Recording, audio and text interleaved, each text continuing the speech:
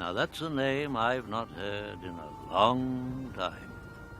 A long time.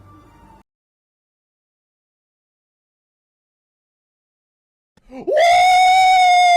Yeah, baby! That's what I've been waiting for. That's what it's all about. Woo!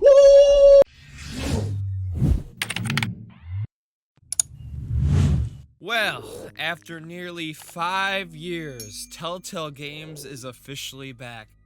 How are y'all doing today? Welcome back to the channel, and I'm back for another video discussing Telltale Games and the latest update on the company. We finally got it!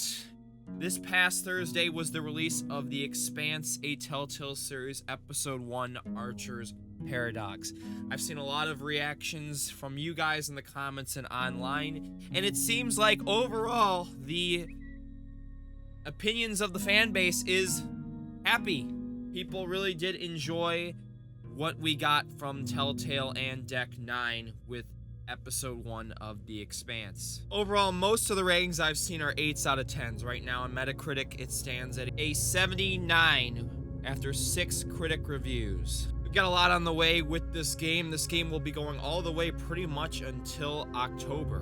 And that's going to be the exciting part. There's a lot on the way with this game. So I'm going to put up the release dates and discuss some more stuff with DLC in this video, but we're also going to discuss The Wolf Among Us 2, as well as the unannounced new project coming from Telltale after these 2 games. And we'll talk about some old IPs like Walking Dead, Batman, etc. in this video. So, if you guys do enjoy this, please be sure to drop a like and subscribe. Let me know what you guys thought of The Expanse Episode 1 down below. Did you like it? Did you hate it? Let me know your thoughts. Definitely want to discuss it with y'all in the comments. Let's go for 1,000 likes. Join about that near 30% of people are subscribed by hitting the red subscribe button, and be sure to join almost that 100,000 people that have all notifications hit for the channel by hitting that notification bell. As I told you all, it is confirmed. The 5 release dates for all 5 episodes are out. Now, obviously, we already had episode 1, which was on July 27th.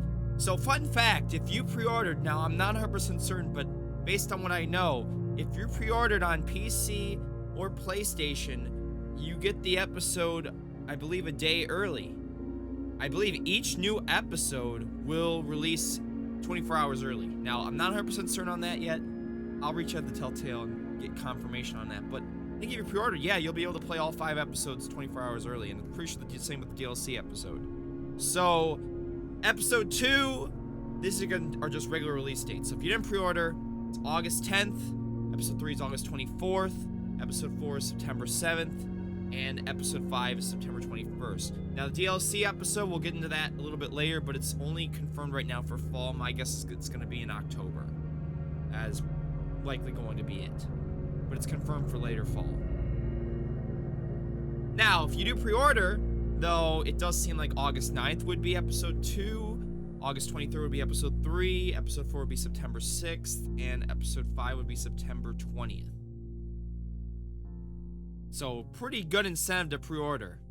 Now, here's the poster for the bonus episode of the Expanse A Telltale Series. It's titled Archangel. Now, this DLC episode covers Christian Arvisalala. If I said it wrong, I'm sorry.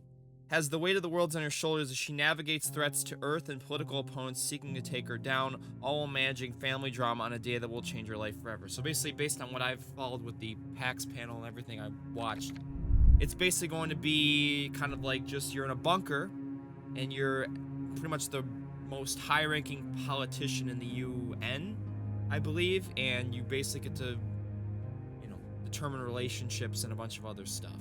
Doesn't seem like it's gonna seem like it's a different pace than, you know, being in space with the 5 episodes of the game.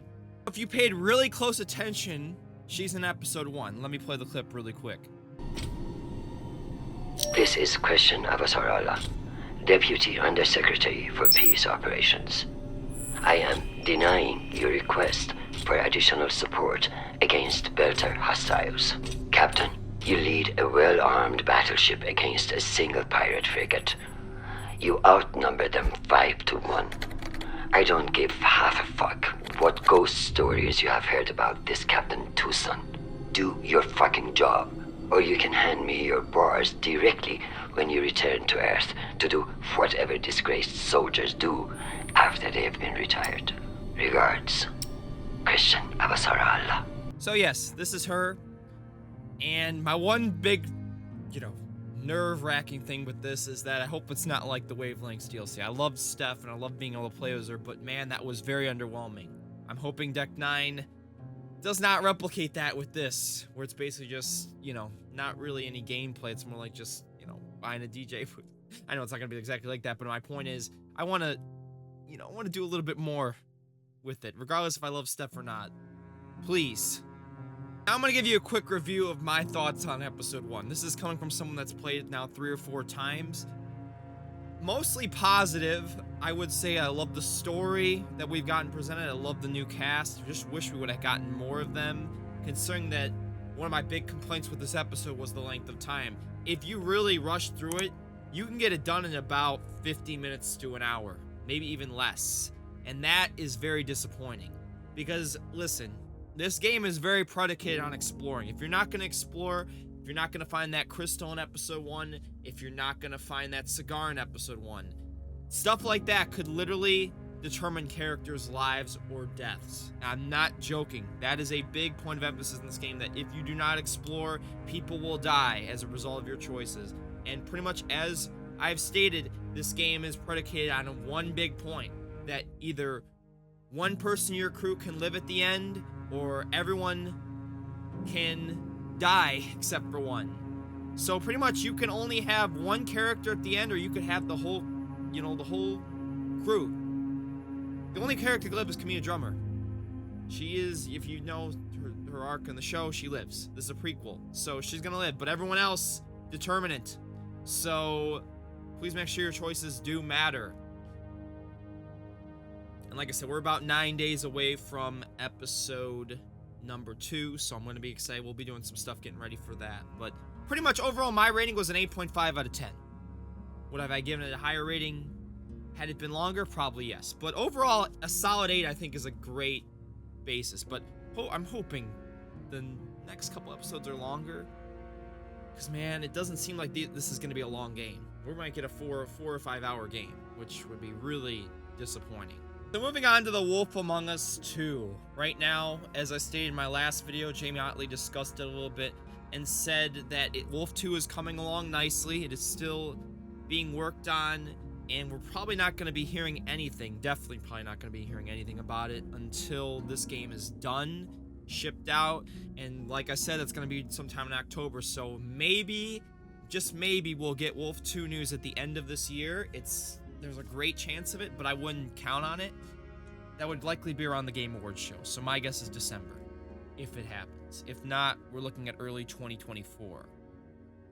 And we know very likely there is a chance Telltale will show up at the Game Awards show, maybe announcing that new unannounced project. Remember, there is a third game, other than the Expanse and Wolf Among Us 2, that is coming from Telltale that is in early development. Right now, we don't know what it is, whether it is an old IP like Batman or one of the other ones, Game of Thrones, Walking Dead, etc., or if it's a new IP, which definitely would be intriguing that they would do another new IP, but who knows? Considering Telltale doesn't really have that big of a list of owned properties right now, it could be that. As I've said, I might have an idea what it is, but until then, these lips are sealed. As for old IPs they don't currently own, like The Walking Dead, Game of Thrones, Tales, etc., those games getting sequels or new iterations are very unlikely right now until we see Telltale start to really succeed with these first couple projects. As we know, Walking Dead with Skybound, Minecraft Story Modes with Mojang, Game of Thrones is with like HBO and all that. So I would stay tuned for all that kind of stuff, but right now the only properties I can guarantee that we're going to see stuff are the ones that they own, like Batman, Wolf Among Us, Expanse, and some of the old ones, and maybe new IPs if they announce them. So can't really count any of that for now. As I said, with the old IPs, you're just gonna have to support Telltale financially and hope that they succeed. If they succeed, then maybe more new old IPs return to the company. Other than that, that's pretty much all you need to know. We've got a lot on the horizon with The Expanse and Wolf Among Us 2 coming in the near future. So if you missed my episode 1 walkthrough, it is up on the channel. You guys can go check it out. My main and alternates are up, so I'd recommend you guys go check those out. Thank you guys so much for all the support, and I will see you guys next week for episode 2 of the Expanse A Telltale series on Thursday, August 10th. Alright, my friends, thank you so much for watching, and I'll catch you guys in the next one. Let's go for 1,000 likes again. I'll catch y'all later. Peace and love, and have a great day. Bye-bye.